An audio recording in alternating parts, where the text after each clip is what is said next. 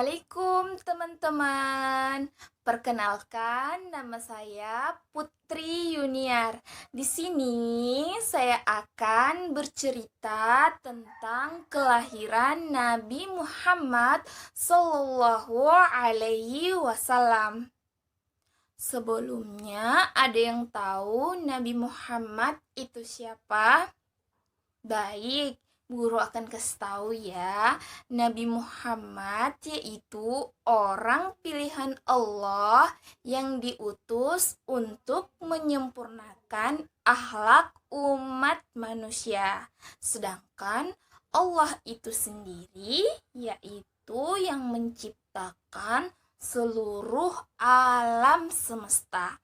Baik, Ibu lanjut ya, kita akan bercerita tentang kelahiran Nabi Muhammad Sallallahu Alaihi Wasallam.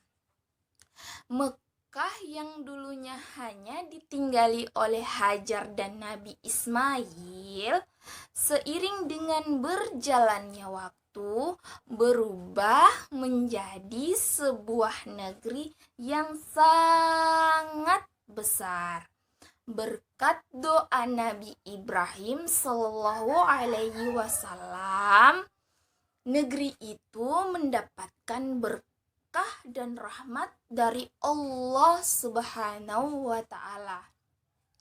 Masyarakatnya pun hidup dengan berkecukupan. Beribu-ribu tahun kemudian, Mekah berubah menjadi sebuah negeri yang sangat kejam. Sebagian masyarakatnya pun melupakan ajaran agama yang benar. Mereka menyembah sebuah berhala.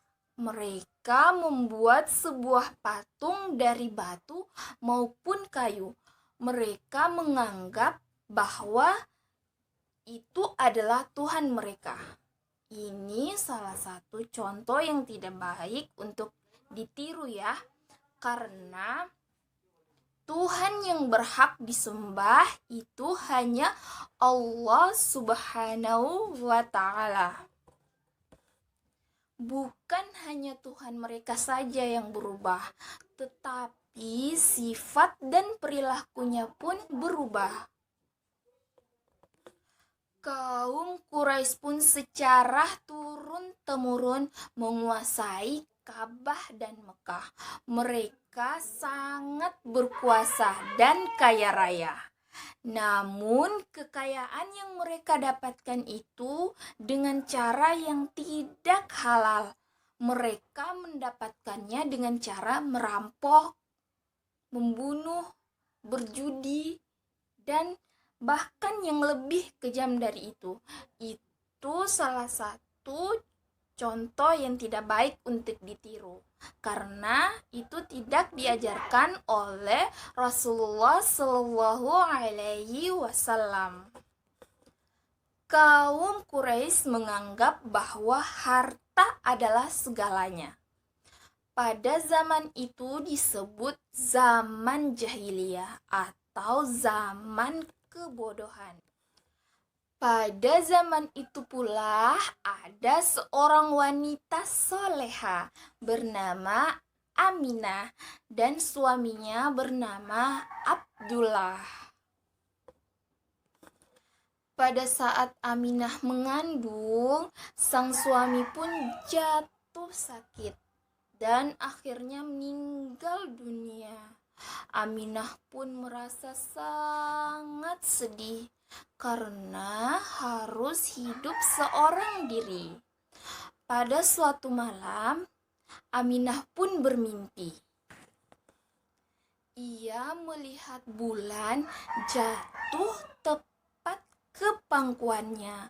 Menurut ahli tafsir mimpi, bahwa suatu hari kelak anak yang dikandungnya akan menjadi orang yang sangat dihormati. Mekah dan Ka'bah semakin ramai dan berkembang. Orang dari segala penjuru selalu berkunjung untuk beribadah.